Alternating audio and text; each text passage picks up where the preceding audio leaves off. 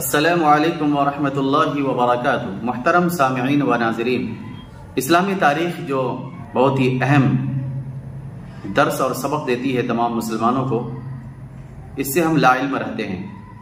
اس لیے ہم نے کوشش کی ہے 1-2 سال پہلے سے کہ کوئز کی شکل میں تمام مسلم بچے اور بچیوں کو، یا اس میں جو لوگ شریک ہوتے ہیں سبوں کو، مرد و خواتین، حفاظ علماء، سبوں کو اسلامی تاریخ کا مطالعہ کرنا چاہیے۔ اس کے لیے ہم نے 1-2 سال سے کوشش کرنی شروع کی ہے اور الحمدللہ بہت کامیابی ملی۔ اس میں بہت سارے لوگ بڑی رغبت کے ساتھ اس میں شریک ہو رہے ہیں اور مطالعہ کر رہے ہیں۔ اس سے پہلے ہم نے کوئز کمپٹیشن 2023 میں منعقد کیا تھا، جو نبی کریم صلی اللہ علیہ وسلم کی پوری سیرت پر وہ کمپٹیشن تھا۔ مہینوں آن لائن وہ کمپٹیشن چلا، اس کے بعد آف لائن کی تاریخ متعین ہوئی اور آف لائن بھی وہ کمپٹیشن ہوا اور الحمدللہ بڑی خوش اسلوبی کے ساتھ اور کامیابی سے انجام تک پہنچا۔ اس سال کچھ مہینے پہلے ہم نے 6-7 مہینہ پہلے ہم نے خلفائے راشدین کوئز کمپٹیشن آن لائن جاری کیا اور اب تک جاری تھا۔ اس کے بعد ہم نے 4 فروری 2024 بروز اتوار دوپہر 2 بجے خلفائے راشدین کوئز کمپٹیشن آف لائن، یعنی سبوں کو یہاں آنا ہے اور ان کو سوالیہ پرچہ ملے گا۔ اس پرچے میں 80 سوالات ہوں گے، 80 سوالات کے جوابات دینے ہیں۔ ان 80 سوالات میں سے ہم 60 سوالات پہلے ہی بتا دیں گے۔ ہمارا جو طریقہ ہے کوئز کمپٹیشن کا وہ یہ ہے کہ ہم کسی کا بھی نام، مکمل پتہ، ان کے والد یا شوہر کا نام واٹس ایپ کے ذریعے حاصل کرتے ہیں اور ان سے ہم کچھ انٹری فیس لیتے ہیں اور اس کے بعد ان کو واٹس ایپ گروپ میں شامل کرتے ہیں۔ واٹس ایپ گروپ میں جو کچھ بھی بھیجا جاتا ہے مطالعہ لازمی ہوتا ہے، یا ویڈیو بھیجا جاتا ہے اس ویڈیو کو دیکھنا رہتا ہے۔ یہ ہمارا طریقہ ہے۔ تو اس طریقے کو اپناتے ہوئے ہم نے کچھ دنوں پہلے حضرت ابوبکر صدیق رضی اللہ تعالی عنہ کی سیرت، مکمل سیرت واٹس ایپ گروپ میں بھیجا تھا اور اس 3 PDF میں مکمل سیرت تھی، اور اس سیرت کے ضمن میں ہم نے ایک ویڈیو بنایا تھا۔ اس ویڈیو میں 15 سوالات کو واضح کیا تھا۔ ان تمام 15 سوالات کے جوابات جو ہم نے گروپ میں ہم نے جو PDF بھیجا تھا، اس PDF میں وہ جوابات موجود تھے۔ مساہمین کو صرف اتنا کرنا ہے کہ ہمارے سوالات کو سننا ہے، اپنی کاپی میں لکھنا ہے اور ان تمام سوالات کے جوابات کو PDF میں ڈھونڈنا ہے۔ یاد رہے کہ ہر خلیفہ کے متعلق ہم 20 سوالات کریں گے، 20 کر کے 4 خلفاء کے بارے میں پوچھیں گے تو 80 سوالات ہوں گے۔ ہر خلیفہ کے تعلق سے ہم 20 سوالات کریں گے۔ 20 میں سے ہم اپنے ویڈیو میں 15 سوالات کو واضح کر دیتے ہیں۔ 5 سوالات ہم مساہمین کو چھوڑ دیتے ہیں کہ جو جتنا مطالعہ کرے گا اتنا ہی کامیاب ہوگا، اور جو جتنی محنت کرے گا اتنی ہی کامیابی ان کے قدم چومے گی۔ تو اس سے پہلے ہم نے حضرت ابوبکر صدیق رضی اللہ تعالیٰ عنہ کے متعلق PDF بھیجا، اس کے ضمن میں ویڈیو بھیجا۔ پھر حضرت عمر فاروق رضی اللہ عنہ کے متعلق PDF بھیجا اور اس کے ضمن میں ایک ویڈیو بنایا۔ اس ویڈیو میں حضرت عثمان غنی رضی اللہ تعالیٰ عنہ کے متعلق 15 سوالات کیے جائیں گے۔ تمام سوالات کے جوابات اس PDF میں موجود ہوں گے۔ آپ کو ڈھونڈنا ہے، مساہمین کو ڈھونڈنا ہے۔ ہمارا یہ طریقہ رہا ہے کہ کسی بھی خلیفہ کے متعلق، ان کی سیرت کے متعلق سوالات کرنے سے پہلے ہم مساہمین کو اور مساہمات کو اس خلیفہ کے متعلق کچھ چند باتیں بتاتے ہیں جو ضروری اور اہم ہوتی ہیں۔ تو آج بھی لیجئے، میں آپ کو بتانے جا رہا ہوں حضرت عثمان غنی رضی اللہ تعالیٰ عنہ کے متعلق چند باتیں۔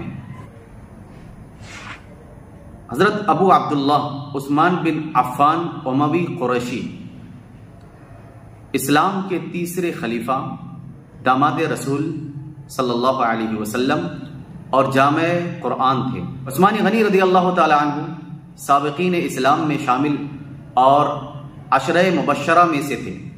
ان کی کنیت ذوالنورین ہے۔ بعض لوگ ذوالنورین پڑھتے ہیں لیکن ذوالنورین بھی ہے صحیح۔ نورہ کہتے ہیں شگوفہ کو، اور نور تو آپ جانتے ہیں، دونوں پڑھیں گے دونوں صحیح ہیں۔ ان کی کنیت ذوالنورین ہے کیونکہ انہوں نے محمد صلی اللہ علیہ وسلم کی 2 صاحبزادیوں سے نکاح کیا تھا۔ پہلے رقیہ بنت محمد رضی اللہ عنہا سے کیا، پھر ان کی وفات کے بعد ام کلثوم بنت محمد صلی اللہ علیہ وسلم سے نکاح کیا۔ عثمان غنی رضی اللہ عنہ پہلے صحابی ہیں جنہوں نے سرزمین حبشہ کی ہجرت کی، بعد میں دیگر صحابہ بھی آپ کے پیچھے حبشہ پہنچے۔ بعد ازاں دوسری ہجرت مدینہ منورہ کی جانب کی۔ رسول اکرم صلی اللہ علیہ وسلم عثمان غنی رضی اللہ عنہ پر مکمل اعتماد اور ان کی فطری حیا و شرافت، اور جو انہوں نے اپنے مال کے ذریعہ اہل ایمان کی نصرت کی تھی، اس کی انتہائی قدر کرتے تھے۔ رسول اللہ صلی اللہ علیہ وسلم نے دیگر صحابہ کرام کے ساتھ ان کو بھی جنت اور شہادت کی موت کی خوشخبری دی۔ عمر بن خطاب رضی اللہ عنہ کی شہادت کے بعد مشورے سے آپ کو خلافت کی ذمہ داری سونپی گئی، جسے حضرت عثمان غنی رضی اللہ عنہ نے 644 عیسوی سے 656 عیسوی تک انجام دی۔ ان کے عہد خلافت میں جمع قرآن مکمل ہوا، مسجد حرام اور مسجد نبوی کی توسیع ہوئی، اور قفقاز، خراسان، کرمان، سیستان، افریقیہ اور قبرص وغیرہ فتح ہو کر سلطنت اسلامی میں شامل ہوئے۔ نیز انہوں نے اسلامی ممالک کے ساحلوں کو بازنطینیوں کے حملوں سے محفوظ رکھنے کے لیے اولین مسلم بحری فوج بھی بنائی۔ آپ کا زمانہ خلافت 12 سال کے عرصے پر محیط ہے، جس میں آخری کے 6 سالوں میں کچھ ناخوشگوار حادثات پیش آئے جو بالآخر ان کی شہادت پر منتج ہوئے۔ 12 ذی الحجہ بروز جمعہ 82 سال کی عمر میں انہیں ان کے گھر میں قرآن کریم کی تلاوت کے دوران میں شہید کر دیا گیا اور مدینہ منورہ کے قبرستان جنت البقیع میں دفن ہوئے۔ خلیفہ سوم سیدنا عثمان غنی رضی اللہ عنہ کا تعلق قریش کے معزز قبیلے سے تھا، اور سلسلہ نسب عبد المناف پر رسول کریم صلی اللہ علیہ وسلم سے جا ملتا ہے۔ سیدنا عثمان ذو النورین کی نانی نبی کریم صلی اللہ علیہ وسلم کی پھوپھی تھیں۔ آپ کا نام عثمان اور لقب ذو النورین ہے۔ اسلام قبول کرنے والوں میں آپ السابقون الاولون کی فہرست میں شامل تھے۔ آپ نے خلیفہ اول سیدنا ابو بکر صدیق کی دعوت پر اسلام قبول کیا تھا۔ حضور اکرم صلی اللہ علیہ وسلم پر ایمان لانے اور کلمہ حق پڑھنے کے جرم میں سیدنا عثمان غنی رضی اللہ عنہ کو ان کے چچا حکم بن ابی العاص نے لوہے کی زنجیروں سے باندھ کر دھوپ میں ڈال دیا۔ کئی روز تک علیحدہ مکان میں بند رکھا گیا۔ چچا نے آپ سے کہا کہ جب تک تم نئے مذہب یعنی اسلام کو نہیں چھوڑو گے آزاد نہیں کروں گا۔ یہ سن کر آپ نے جواب میں فرمایا کہ چچا، اللہ کی قسم میں مذہب اسلام کو کبھی نہیں چھوڑ سکتا، اس ایمان کی دولت سے کبھی دستبردار نہیں ہوں گا۔ سیدنا عثمان غنی رضی اللہ عنہ اعلیٰ سیرت و کردار کے ساتھ ثروت و سخاوت میں بھی مشہور تھے۔ رسول کریم صلی اللہ علیہ وسلم نے فرمایا کہ جنت میں ہر نبی کا ساتھی و رفیق ہوتا ہے، میرا ساتھی عثمان ہوگا۔ سیدنا عثمان رضی اللہ عنہ کے دائرہ اسلام میں آنے کے بعد نبی اکرم صلی اللہ علیہ وسلم نے کچھ عرصہ بعد اپنی بیٹی سیدہ رقیہ رضی اللہ عنہا کا نکاح آپ سے کر دیا۔ جب کفار مکہ کی اذیتوں سے تنگ آ کر مسلمانوں نے نبی کریم صلی اللہ علیہ وسلم کی اجازت اور حکم الہی کے مطابق ہجرت حبشہ کی، تو سیدنا عثمان غنی رضی اللہ عنہ بھی مع اپنی اہلیہ حضرت رقیہ رضی اللہ عنہ حبشہ ہجرت فرما گئے۔ جب حضرت رقیہ رضی اللہ عنہ کا انتقال ہوا تو نبی کریم صلی اللہ علیہ وسلم نے دوسری بیٹی حضرت ام کلثوم رضی اللہ عنہ کو آپ کی زوجیت میں دے دی۔ اس طرح آپ کا لقب ذو النورین معروف ہوا۔ محترم سامعین و ناظرین، یہ چند باتیں تھیں حضرت عثمان غنی رضی اللہ تعالیٰ عنہ کے متعلق۔ باتیں تو بہت ساری ہیں، آپ جب مطالعہ کریں گے تو آپ کو اندازہ ہوگا۔ خلفائے راشدین کی سیرت اور کردار اور کارنامے دیکھ کر ہمیں سبق ملتا ہے کہ ہم کتنے پیچھے ہیں، اور آج جو ہم زوال پذیر ہیں اس کی وجہ کیا ہو سکتی ہیں۔ آپ اس سیرت کو مطالعہ کرنے کے بعد ہی وہ تمام وجوہات آپ کے سامنے آ جائیں گی۔ کچھ دیر پہلے کہا تھا کہ 15 سوالات آپ کے سامنے ہم رکھیں گے، تو لیجیے حضرت عثمان غنی رضی اللہ عنہ کے متعلق 15 سوالات جو کہ 4 فروری کو کوئز کمپٹیشن میں آنے والے ہیں۔ پہلا سوال ہے، حضرت عمر فاروق رضی اللہ عنہ کی وفات اور تجہیز و تکفین کے بعد حضرت عثمان غنی رضی اللہ عنہ کے خلیفہ منتخب ہونے سے پہلے 3 دن کے لیے عارضی طور پر مدینے کا حکمراں اور امام ان میں سے کن کو مقرر کیا گیا تھا؟ ان میں سے کن کو مقرر کیا گیا تھا؟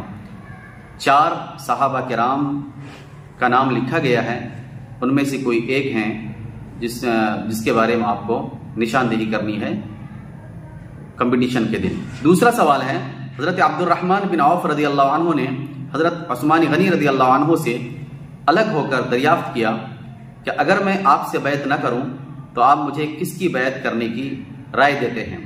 انہوں نے کہا کہ آپ کو علی رضی اللہ عنہ کے ہاتھ پر بیعت کرنی چاہیے۔ پھر حضرت عبد الرحمن بن عوف رضی اللہ عنہ نے علی رضی اللہ عنہ سے بھی تنہائی میں یہی سوال کیا تو حضرت علی رضی اللہ عنہ نے کس کا نام لیا؟ تو 4 صحابہ کرام کے نام یہاں درج ہیں، حضرت علی نے کس کا نام لیا وہ آپ کو نشاندہی کرنی ہے، PDF میں آپ کو ملے گا۔ نمبر 3، عاملوں کے عزل و نصب کے متعلق سب سے پہلا حکم عثمان غنی رضی اللہ عنہ نے کیا جاری کیا تھا؟ پہلا حکم کیا جاری کیا تھا؟ عاملوں کے نصب اور عزل و نصب کے متعلق سب سے پہلا حکم عثمان غنی رضی اللہ عنہ نے کیا جاری کیا تھا؟ یعنی کس کو معزول کیا اور کس کو رکھا، مقرر کیا، اس تعلق سے سب سے پہلا حکم کیا تھا؟ وہ 4 کچھ صحابہ کرام کے نام ہے، اس میں سے کسی کا انتخاب کرنا ہے، جو وہ آپ کو PDF میں ملے گا۔ نمبر 4، ولید بن عتبہ کو شراب نوشی کے جرم میں 80 درے لگانے کا حکم حضرت عثمان غنی رضی اللہ عنہ کی جانب سے صادر ہوا۔ جب 40 درے لگ چکے تو کس نے مزید درے لگانے سے روک دیا؟ اس کا جواب آپ کو PDF میں ملے گا۔ نبی اکرم صلی اللہ علیہ وسلم کی انگشتری یعنی انگوٹھی جس سے خطوط اور فرامین پر مہر کیا کرتے تھے، وہ انگوٹھی حضرت عثمان غنی رضی اللہ عنہ کو کس نے سپرد کی تھی؟ اس کا جواب بھی آپ کو PDF میں ملے گا۔